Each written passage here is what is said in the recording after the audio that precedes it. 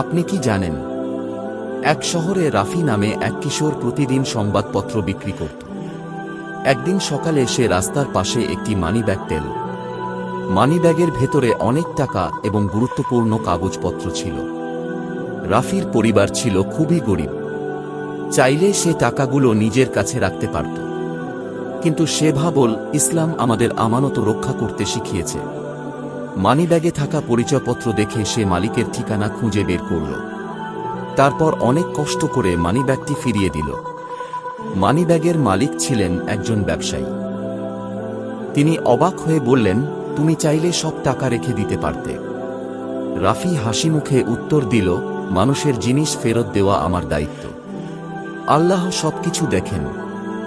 রাফির সততায় মুগ্ধ হয়ে ব্যবসায়ী তাকে পড়াশোনার জন্য সাহায্য করতে শুরু করলেন।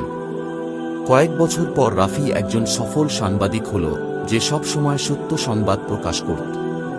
শিক্ষা: সততা ও আমানতদারিতা একজন মানুষকে সম্মানিত করে।